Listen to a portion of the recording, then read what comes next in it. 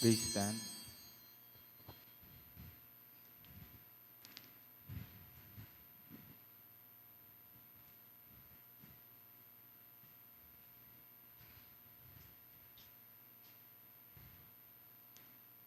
Blessed be God, Father, Son, and Holy Spirit. And blessed be his kingdom, now and forever. Amen. Let us pray. Almighty God, to you all hearts are open, all desires known, and from you no secrets are hid. Cleanse the thoughts of our hearts by the inspiration of your Holy Spirit, that we may perfectly love you and worthily magnify your holy name. Through Christ our Lord. Amen. Jesus said, First commandment is this: Hear, O Israel, the Lord our God, the Lord is one. Love the Lord your God with all your heart, with all your soul, with all your mind, and with all your strength. The second is this: Love your neighbor as yourself. There is no other commandment greater than these. Dearly beloved, let us come into the presence of the Almighty God, praying together as we need. Together. Most merciful God, I confess that I have sinned against you in thought, word, and deed, by what I have done and by what I have left undone. I have not loved you with my whole heart. I have not loved my neighbor as myself. I am truly sorry, and I humbly repent. For the sake of your Son, Jesus Christ, have mercy on me and forgive me, that I may delight in your will and walk in your ways to the glory of your name. Amen. Almighty God, have mercy on you, forgive you all your sins through our Lord Jesus Christ, strengthen you in all goodness, and by the power of the Holy Spirit, keep you in eternal life. Amen. Amen. Please stand. Gloria in excelsis together. Glory to God in the highest, and peace to his people on earth. Lord God, heavenly King, almighty God and Father, we worship you, we give you thanks, we praise you for your glory. Lord Jesus Christ, only Son of the Father, Lord God, Lamb of God, you take away the sin of the world. Have mercy on us. You are seated at the right hand of the Father. Receive our prayer. For you alone are the Holy One. You alone are the Lord. You alone are the Most High, Jesus Christ, with the Holy Spirit, in the glory of God the Father. Amen. The Lord be with you. And with your spirit. Let us pray. O God, the protector of all who trust in you, without whom nothing is strong, nothing is holy, increase and multiply upon us your mercy, that with you as our ruler and guide, we may so pass through things temporal, that we lose not the things eternal. Through Jesus Christ our Lord, who lives and reigns with you in the Holy Spirit, one God, forever and ever. Amen. Amen.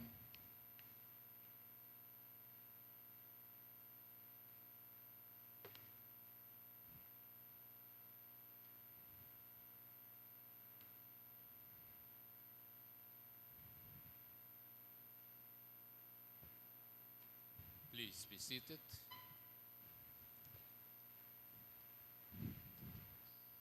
A proclamation of the Word of God from the book of Judges, chapter 3, beginning at verse 12. Now the sons of Israel again did evil in the sight of the Lord. So the Lord strengthened Eglon, the king of Moab, against Israel, because they had done evil in the sight of the Lord. And he gathered to himself the sons of Ammon and Amalek, and he went and defeated Israel, and they possessed the city of the palm trees. The sons of Israel served Eglon, the king of Moab, 18 years. But when the sons of Israel cried to the Lord raised up a deliverer for them, Ehud, the son of Gera, the Benjamite, a left-handed man, and the sons of Israel sent tribute by him to Eglon, the king of Moab. Ehud made himself a sword, which had 2 edges, a cubit in length, and he bound it on his right thigh under his cloak. He presented the tribute to Eglon, king of Moab, and Eglon was a very fat man. It came about when he had finished presenting the tribute that he sent away the people who had carried the tribute. But he himself turned back from the idols which were at Gilgal and said, I have a secret message for you, O king. And he said, Keep silence. And all who attended him left him. Ehud came to him while he was sitting alone in his cool roof chamber. And Ehud said, I have a message from God for you. And he arose from his seat. Ehud stretched out his left hand, took the sword from his right thigh, and thrust it into his belly. The handle also went in after the blade, and the fat closed over the blade. For he did not draw the sword out of his belly, and the refuse came out. Then Ehud went out into the vestibule and shut the doors of the roof chamber behind him and locked them. When he had gone out, his servants came and looked, and behold, the doors of the roof chamber was locked. And they said, He is only relieving himself in the cool room. They waited until they became anxious, but behold, he did not open the doors of the roof chamber. Therefore, they took the key and opened them, and behold, their master had fallen to the floor, dead. Now Ehud escaped while they were delaying, and he passed by the idols and escaped to Seirah. It came about when he had arrived that he blew the trumpet in the hill country of Ephraim. And the sons of Israel went down with him from the hill country, and he was in front of them. He said to them, Pursue them, for the Lord has given your enemies, the Moabites, into your hand. So they went down after him and seized the forts of the Jordan opposite Moab, and did not allow anyone to cross. They struck down at that time about 10,000 Moabites, all robust and valiant men, and no one escaped. So Moab was subdued that day under the hand of Israel, and the land was undisturbed for 80 years.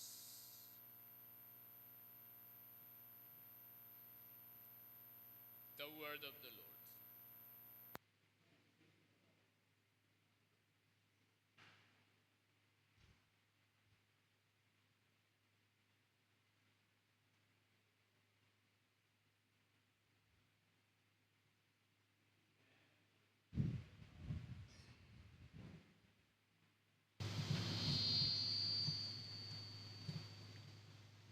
Give the king your judgments, O God, and your righteousness to the king's son.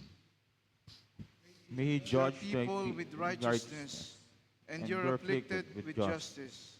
Let the mountains bring peace to the people, and the hills in righteousness. May he May he vindicate the afflicted of the people. Save the children of the needy, and crush the oppressor. Let them fear you while the sun endures, and as long as the moon throughout all generations. May he come down Like rain upon the mown grass, like showers that water the earth. In his days, may the righteous flourish, and an abundance of peace till the moon is no more. May he also rule from sea to sea, and from the river to the ends of the earth. Let the nomads of the desert bow before him, and his enemies lick the dust.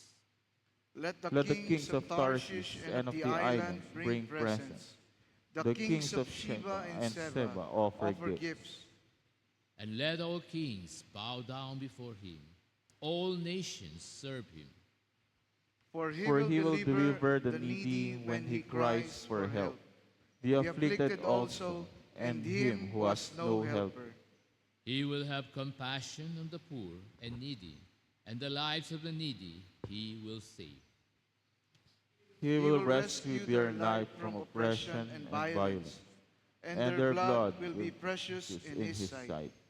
So may he live, and may the gold of Sheba be given to him, and let them pray for him continually.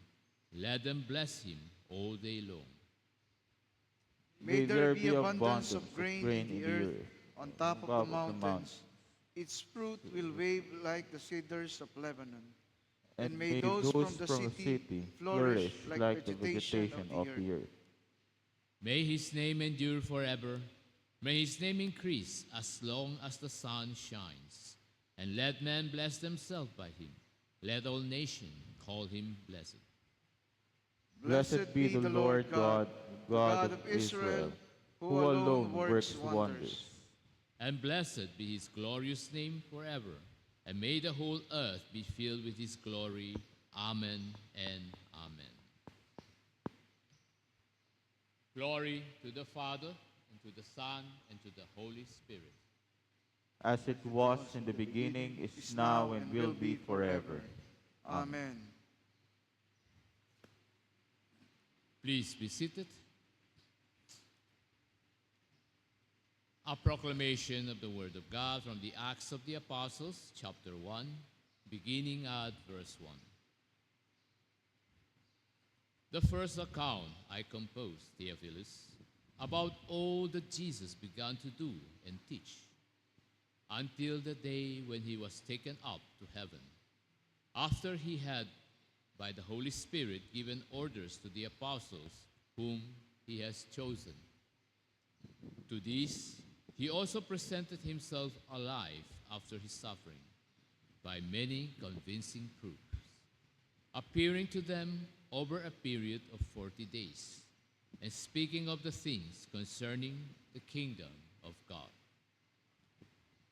Gathering them together, he commanded them not to leave Jerusalem, but to wait for what the Father had promised, which, he said, you heard from me.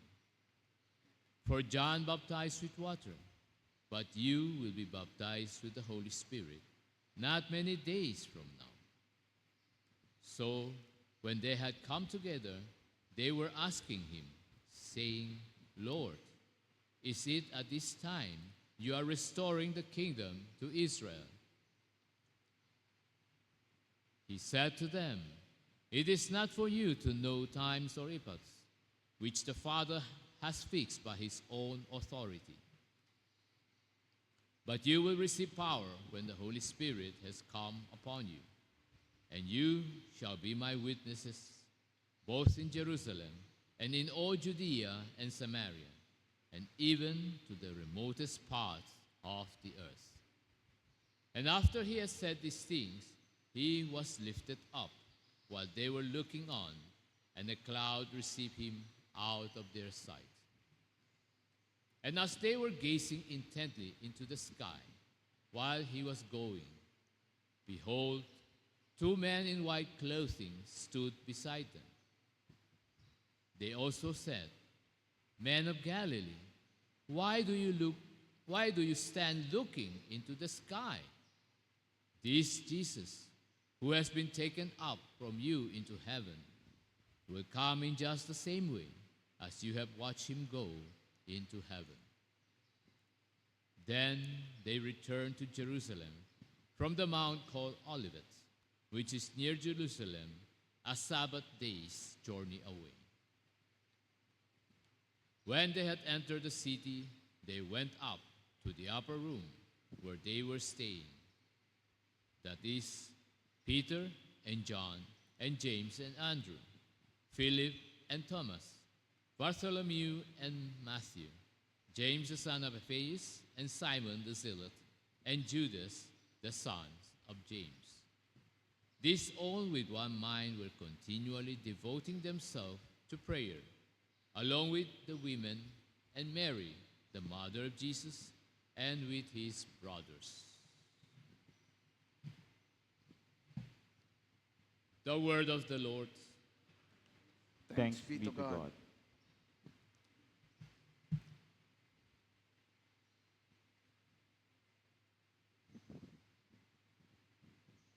Please stand.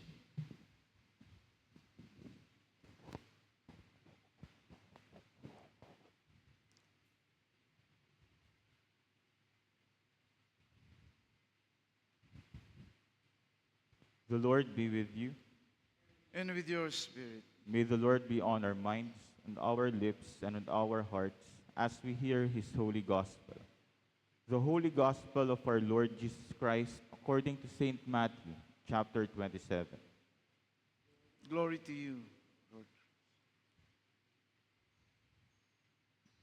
Beginning at verse 45. Now from the 6th hour, darkness fell upon all the land until the 9th hour. And about the 9th hour, Jesus cried out with a loud voice, saying, Eli, Eli, lama sabachthani? That is, my God, why have you forsaken me? And some of those who were standing there, when they heard it, began saying, This man is calling for Elijah.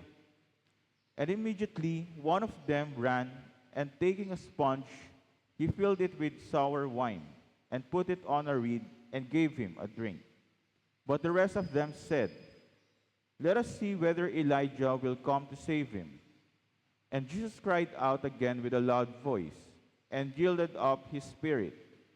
And behold, the veil of the temple was torn in two from top to bottom, and the earth shook, and the rocks were split, and the tombs were opened, and many bodies of the saints who had fallen asleep were raised. And coming out of the tombs after his resurrection, they entered the holy city and appeared to many. Now the centurion and those who were with him, keeping guard over Jesus, when they saw the earthquake and the things that were happening, became very frightened and said, Truly, this was the Son of God. The Gospel of the Lord. Praise to you, Lord Christ.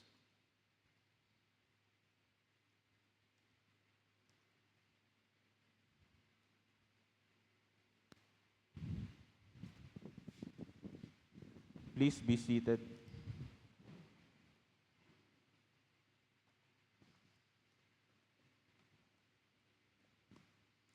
Isang mapagpalang araw sa inyo lahat. Hindi natin mapipigilan ang kamatayan. Hindi natin mapipigilan ang pagtanda. Lahat tayo tumatanda. Walang makakaligtas. Wala pa namang nakaka-discover ng Fountain of Youth. At sa ating pagtanda, kasama dyan yung hindi natin may iwasang pumuti ang buhok natin. Okay lang sana'y pumuti ang buhok. Hindi natin may iwasang makalimot tayo sa mga ibang bagay. Humihina yung memorya natin. Hindi natin may iwasang lumabo ang mga mata natin. Hindi natin may iwasang humina yung pandinig natin. Hindi natin may iwasang sumakit ang mga kasukasuan natin dahil meron na tayong arthritis. At hindi rin natin may iwasan ng mga ibang sakit. Hindi natin mapipigilan ang kamatayan, pero kaya nating mabuhay ng may kahulugan. Sa unang pagbasa, pinatay ni Ehud si Eglon. Si Eglon naging hari ng Israel na nakipagsabuatan sa mga kalaban at namuno ng hindi maganda. Kaya humingi ng tulong ang Israel sa Panginoon kay Yahweh at ipinadala si Ehud. Sa ating mabuting balita, sinabi doon na sumigaw si Jesus ng malakas at siya'y nalagutan ng hininga. Inialay niya ang kanyang buhay para sa kasalanan ng sanlibutan. Ang kamatayan ay dala ng ating kasalanan. Kaya hindi natin mapipigilan. Pero ano ba ang buhay na may kabuluhan at may kahulugan? Sa ating buhay, nawa sa mga pagpapala na binibigay sa atin ng Diyos, nawa makita natin at mapalapit tayo. Mapalapit tayo sa Kanyang kalooban at magkaroon tayo ng mas malalim na relasyon at malalim na kamalayan at kaalaman sa ating Panginoon. Dahil lahat naman tayo may kanya-kanyang pinagkakaabalahan. Lahat tayo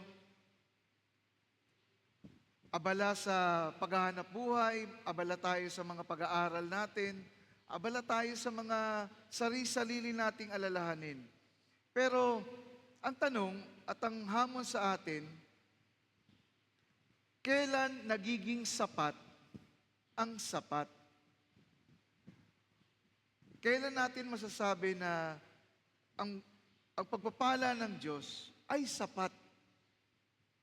Hindi masama na magsumikap para magkaroon ng mas maraming bagay. Hindi masama yon dahil pwede mong gamitin yung mga material na bagay upang ipadama mo yung pag-ibig mo sa kapwa mo. Pero kung ito ay kumukuha ng ating atensyon at kumukuha ng ating oras at ito ay nagiging dahilan para hindi tayo maging mas malapit sa Diyos, yun yung masama. Kaya kung ang tanong ay kung ano ang iyong pangangailangan, sapat ang binibigay sa iyo ng Diyos. Pero kung ang tanong, ano ang iyong gusto, kahit kailan hindi magiging sapat. Palagi tayong gustong meron, kailangan meron. Halimbawa, siguro sapatos. Para sa isang tao, sapat na ang siguro isa, dalawa, tatlo, depende sa tao. Dahil pag estudyante ka, may sarili ka dapat sapatos pang school. Hindi mo dapat gamitin yung, di ba, may sapatos na pang PE. Hindi mo pwedeng gamitin yun.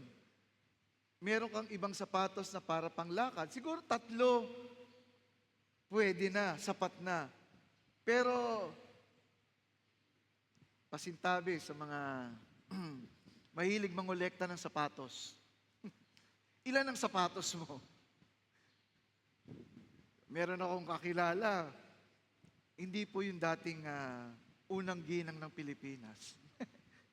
Ordinaryong tao lang naman siya. Pero 30 na pares ang sapatos niya. Sabi ko, saan mo ginagamit yan? Araw-araw, iba ang sapatos mo pag lumalabas ka. Hindi lang naman siguro sapatos, pero may mga tao mahilig sa bag. May kakilala ko, buwan-buwan bumibili ng bag. Mabuti na lang, hindi original na designer's bag. Yung alam naman natin kung gaano kamahal ang mga designer's bag. Sabi niya, kontento na ako sa mga imitation na medyo matibay. Basta pag nakita ng tao, may tatak. Di ba? Hindi mo naman nakakalaing imitation yun. Pero, bakit kailangan ng bag terno sa sapatos? Pag hindi terno sa sapatos, kailangan bumili ka ng bag na terno sa sapatos. May bag na kailangan terno sa blouse. May bag na kailangan terno sa relo. Kaya ilan ang bag mo? At kadalasan, nagre-reklamo tayo, Father, may kakilala ko, lumaki na yung sweldo ko. Kaya lang parang lalong hindi nagkakasya. Bakit parang lalong kumukulang?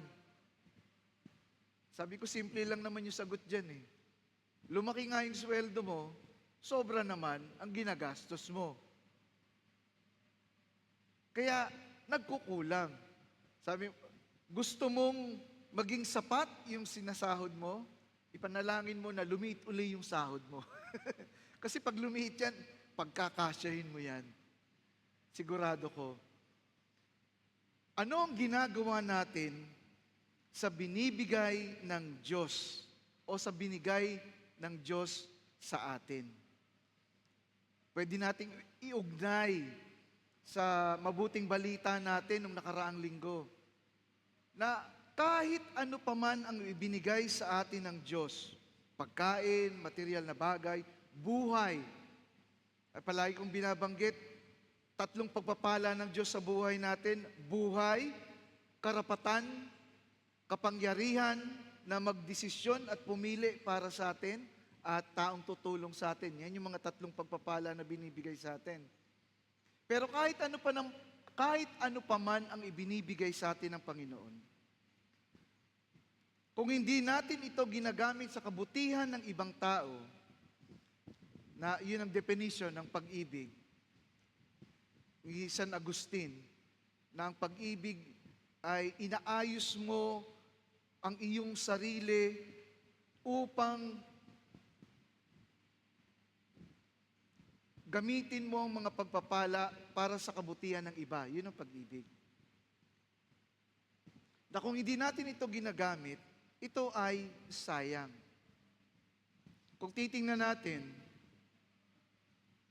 yung nakita ni Andrew nung nakaraang linggo, ni Andres, may bata rito, may 5 tinapay, tsaka 2 isda. Hindi naman binanggit na gustong ibigay ng bata yun eh. Sinabi nga ni Jesus, dalin nyo rito.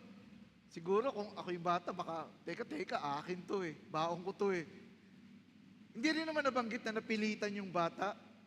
Pero, minsan ganun tayo, na hindi natin makita na ang hawak natin ay sapat para tugunan ang pangangailangan ng nakakarami. Alam naman ng bata kung gaano karami yung tao. Siguro alam ng bata at narinig ng bata, kailangan natin ng pagkain. Maghanap kayo ng pagkain. Narinig ng bata si Andres, marahil, ito, may bata rito, may dalang tinapay. Kaya siguro marahil, teka, hindi naman sasapat to eh. Sa akin nga, kulang pa to eh. Hindi ito makakabusog, ni hindi nga ito makakabara ng lalamunan eh, para sa isang tao. Pero kung ito ay gagamitin natin para sa kabutihan ng iba, at magpapasalamat tayo sa Diyos at itataas natin, iaalay natin sa Diyos, ito ay makatutugon sa pangangailangan ng nakakarami. Ano ang ginagawa natin sa mga bagay na ibinibigay sa atin ng Diyos? Nung nakaraang bagyo, nakaranas ulit tayo ng malalim na pagbaha. Marami na naman tayong sisisihin. Isa sa mga sisisihin natin, yung basura, o bukod sa basura na bumara sa mga daluyan, sisisihin din natin yung, siyempre, maraming tubig ang bumuhos talaga.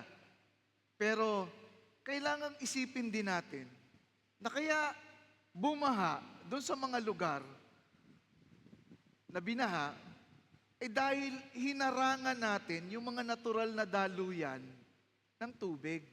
Dahil sa ating pagiging makasarili, nagbenta tayo ng lupa, ginawa nating subdivision. Yung mga tulay, tinakpan natin, tinayuan natin ng bahay, tinayuan natin ng building. Lumiit yung mga daluyan na sa halip na makadaloy ng malaya yung tubig ulan, naipon.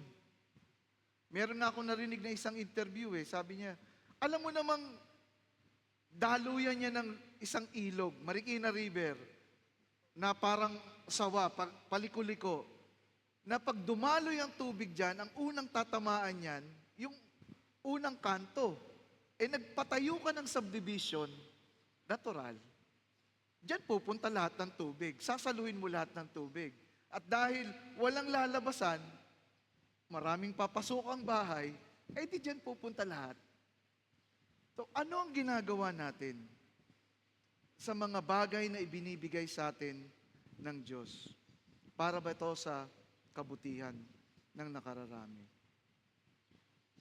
At ito yung hamon sa atin. Nawa makita natin. Pwede namang magpakain si Jesus ng walang 5 tinapay at 2 isda. Pwede naman siyang gumawa ng tinapay mula sa bato. Pwede naman siyang gumawa ng tinapay na katulad ng mana. Pwede naman siyang gumawa ng tinapay, magsabi siya sa anghel, parang grab food, pa-deliver nga rito ng tinapay para sa 5,000 lalaki. Pero, bakit kailangan tayong magbigay? Bakit kailangan merong 5 tinapay at 2 isda? Dahil, katulad ng sinabi sa atin, mensahe nung linggo, tayo ay binibigyan ng pagkakataon na makibahagi sa himala ng Diyos. Na hindi lang tayo nanonood, hindi lang tayo nakaupo at kumakain. Tayo ay merong ginagampanang mahalagang papel. At yung malalim na kahulugan nun, malalim na katuruan, tayo ay binibigyan ng pagkakataon ng Diyos na makibahagi upang iligtas ang sanlibutan. Kaya nga doon niya pinakita ano ba yung tinapay na yun? Hindi lang naman tinapay na bubusog sa tiyan, kundi ito yung tinapay na magliligtas sa sanlibutan. Kaya kalooban ng Diyos na tayo ay palaging makibahagi. Itanong mo sa sarili mo, ano ba ang nasa kamay mo? Ano ba ang hawak mo? Marahil minsan, makikita natin, hindi ito sapat. Pero kung ito ay ating iaalay at tayo ay magpapasalamat sa Diyos, ito ay makakatugon sa pangangailangan ng marami. Ito ang ibig sabihin ng makabuluhang buhay. Ito ang ibig sabihin ng hindi lang makabuluhan, makahulugan na buhay. Na tayo ay nagbibigay, iniisip natin ang kapakanan. At tandaan natin, hindi tayo nagbibigay dahil sobra. Dahil meron tayong sobra. Hindi yun ang habag, hindi yun ang awa. Dahil minsan nagbibigay tayo ng tulong, may sobra akong barya ililimos ko sa iyo. May sobra kaming pagkain. Yung mga dilata nung nakaraang hindi namin nagalaw, ibibigay muna namin sa inyo na lang. Hindi yun ang habag, hindi yun ang awa.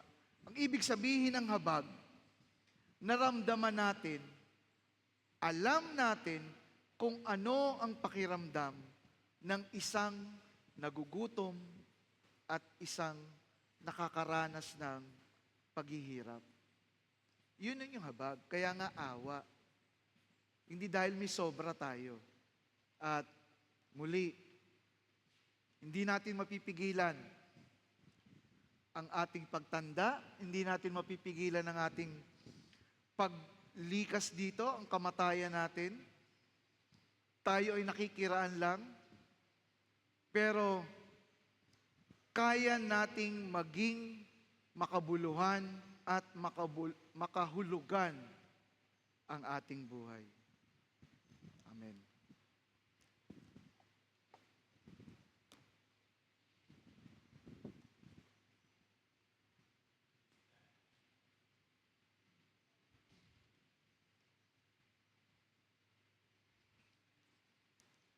Let us proclaim the Nicene Apostles' Creed.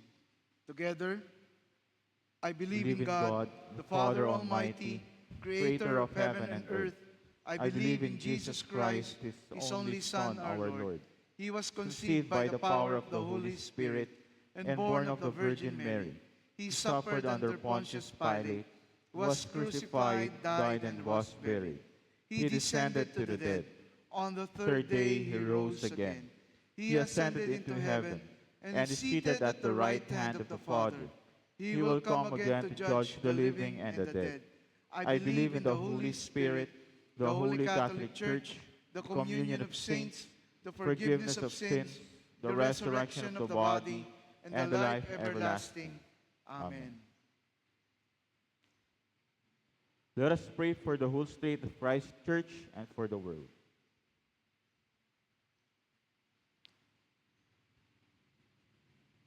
Almighty Father, we lift before you your holy Catholic Church. That you would lead us in truth, baptize us in love, and unite us in spirit. We pray for her leaders, especially Bishop Craig and Bishop Ariel. That they may with one voice minister your life to your people and the world. We lift before you the people of this community, this nation, and the world. That we may honor one another and serve the common good. We pray for our governmental leaders, especially President Marcos. That you would lead them in the ways of justice and peace. We lift before you all who suffer in body, mind, or spirit. That you would send your comfort and grace upon them.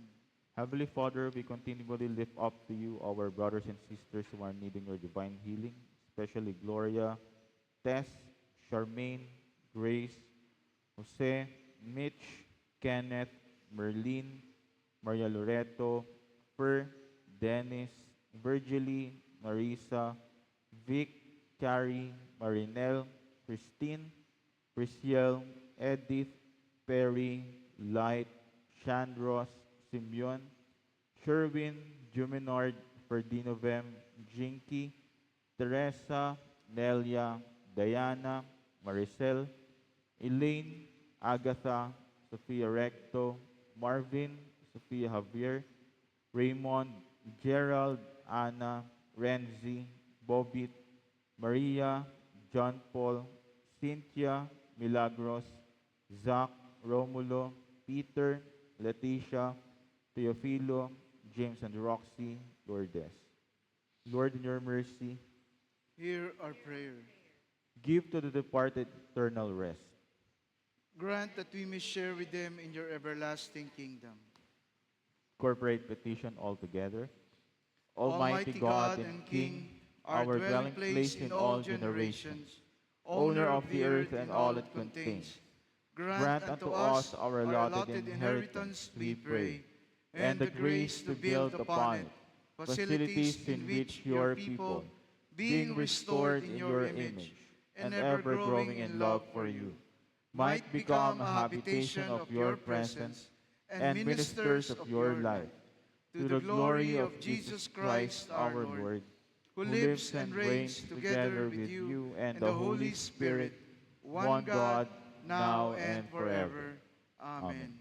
O God, as you invite us to Christ's table this day, may we come knowing that nothing, not even ourselves, can separate us from the love that calls us here, or the grace that is provided for us here. We ask this through Jesus Christ our Lord. Amen. Amen. The peace of the Lord be always with you. And with your spirit. Let us offer one another sign of God's peace. Peace be with you. Peace. Yes.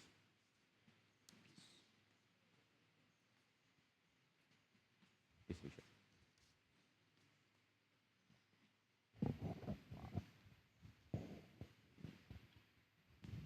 Peace. Peace.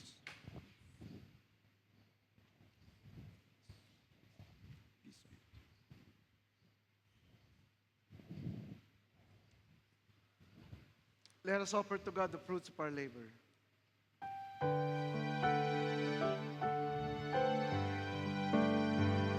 Blessed be the Lord God Almighty, who was and is to come.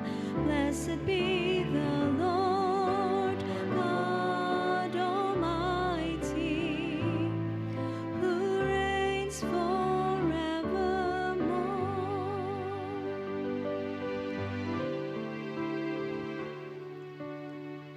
Father in heaven, how we love you. We lift your name in all the earth. May your kingdom be established in our praises as your people declare your mighty work. Blessed be the Lord God Almighty, who was and is to come. Blessed be the Lord God Almighty, who reigns forevermore. Blessed be the Lord God Almighty, who was and is to come. Blessed be the Lord God Almighty, who reigns forevermore, who reigns forevermore, who reigns forevermore.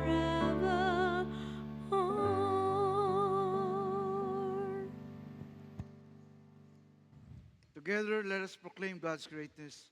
Praise God, from whom all blessings flow.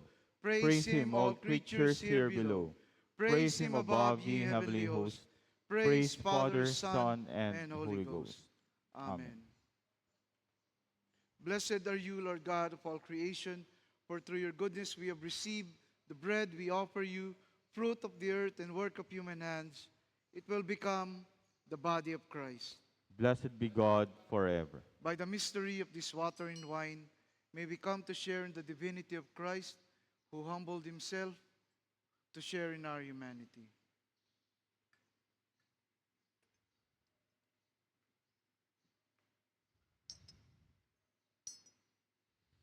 Blessed are you, Lord God of all creation, for through your goodness we have received the wine we offer you, fruit of the vine and work of human hands. It will become the blood of Christ. Blessed be God forever. Blessed are you, Lord God of all creation, for through your goodness we bring these offerings before you. They will be used in your church for the work you have set before us and the furthering of your kingdom. Wash me, O Lord, my sin, cleanse me from unrighteousness. Father, Son, and Holy Spirit. Pray, brethren, that my sacrifice and yours may be acceptable to God, the Almighty Father. May the Lord accept the sacrifice at your hands, for the praise and glory of his name, for our good and the good of all his holy church. Amen. Amen. The Lord be with you. And with your spirit. Lift up your hearts. We lift them up to the Lord. Let us give thanks to the Lord our God.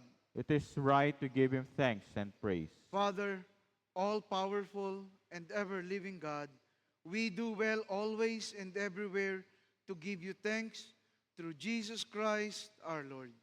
With love, we celebrate his death. With living faith, we proclaim his resurrection.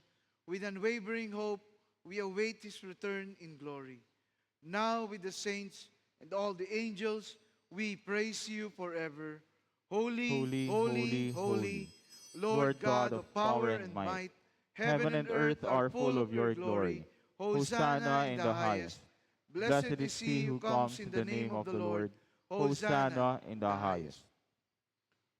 We give thanks to you, O God, for the goodness and love which you have made known to us in creation, in the calling of Israel to be your people, in your word spoken through the prophets, and above all in the Word made flesh, Jesus, your Son.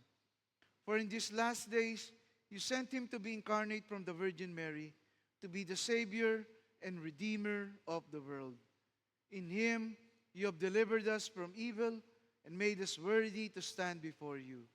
In him, you have brought us out of error into truth, out of sin into righteousness, out of death into life. And we offer our sacrifice of praise and thanksgiving to you, O Lord of all, presenting to you from your creation this bread and this wine. Please kneel. We pray you, gracious God, to send your Holy Spirit upon these gifts, that they may be the sacrament of the body of Christ and his blood of the new covenant. On the night before he died for us, our Lord Jesus Christ took bread, and when he had given thanks to you, he broke it and gave it to his disciples and said, "Take, eat, this is my body, which is given for you. Do this for the remembrance of me." Thank you, Father, for your mercy and grace upon our lives, for your love and understanding, for the salvation you have set before us. Thank you,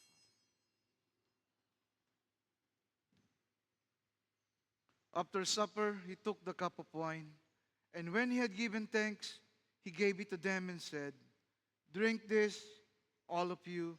This is my blood of the new covenant, which is shed for you and for many for the forgiveness of sins. Whenever you drink it, do this for the remembrance of me." Thank you, Father, for the strength, for the new hope and the new life, the new beginning in our lives. Thank you, Father. Thank you, Lord. Please stand. Let us proclaim the mystery of faith. Christ Christ has has died, died, Christ is risen, Christ will come again. Unite us to your Son in his sacrifice, that we may be acceptable through him, being sanctified by the Holy Spirit. Remember your servants Craig, our patriarch, and Ariel, our bishop, all the clergy, and all your faithful people. In the fullness of time, put all things in subjection under your Christ, and bring us to that heavenly country where with all your saints we may enter the everlasting heritage of your sons and daughters, through Jesus Christ our Lord, the firstborn of all creation, the head of the church, and the author of our salvation. By him, with him, and in him, in the unity of the Holy Spirit, all honor and glory is yours, Almighty Father, now and forever. Amen. And now, as our Savior Christ taught us, we are bold to pray. Our Our Father, who art in heaven, hallowed be thy name. Thy kingdom come, thy will be done, on earth as it is in heaven. Give us this day our daily bread, and forgive us our trespasses, as we forgive those who trespass against us. And lead us not into temptation, but deliver us from evil. For thine is the kingdom, and the power, and the glory, forever and ever. Amen.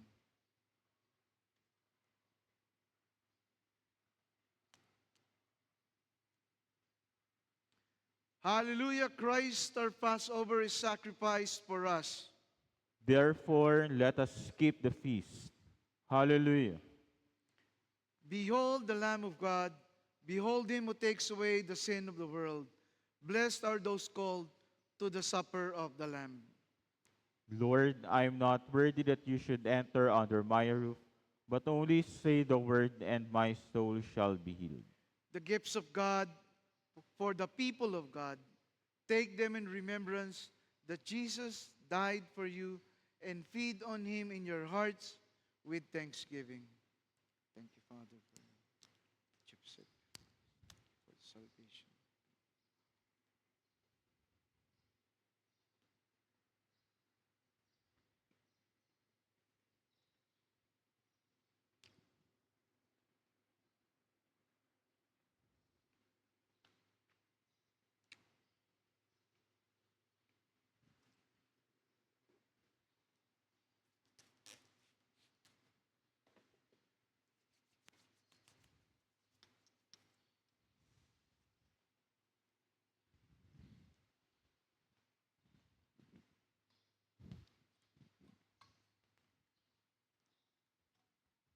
Receive the body and blood of Christ. Receive the body and blood of Christ. Receive the body and blood of Christ. Receive the body and blood of Christ. Receive the body and blood of Christ. Receive the body and blood of Christ. Receive the body and blood of Christ. Receive the body and blood of Christ. Receive the body and blood of Christ. Receive the body and blood of Christ.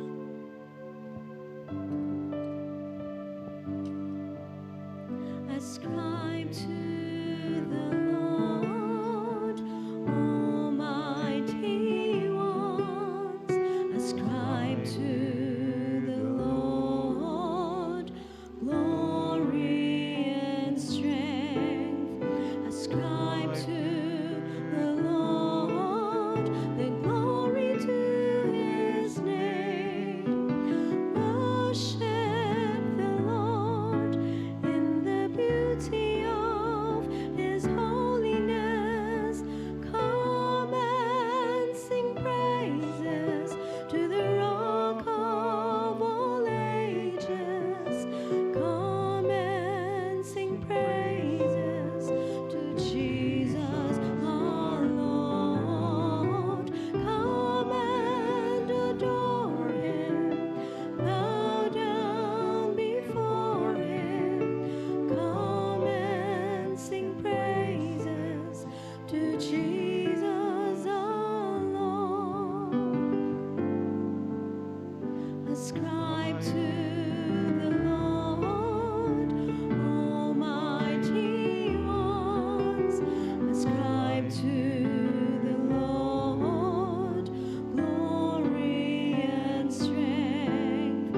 Ascribe to the Lord the glory to His name. Worship the Lord in the beauty of His holiness. Come and sing praises to the Rock of all ages. Come and sing praises to Jesus our Lord. Come and adore Him. Bow down before Him. Come and sing praises to Jesus our Lord. Come and sing praises to the Rock of all ages. Come and sing praises to Jesus our Lord. Come and adore Him. Bow down before Him. Come and sing praises to Jesus our Lord.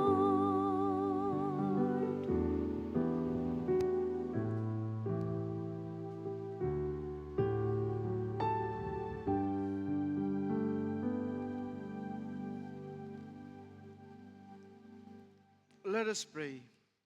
Eternal Eternal God, Heavenly Father, you have graciously accepted us as living members of your Son, our Savior Jesus Christ, and you have fed us with spiritual food in the sacrament of His body and blood.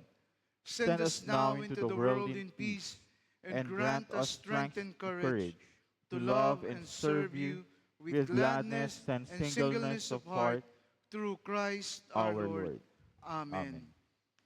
The peace of God which passes all understanding, keep your hearts and minds in the knowledge and love of God and of His Son Jesus Christ our Lord. And the blessing of God Almighty, the Father, the Son, and the Holy Spirit be with you always. Amen. Amen.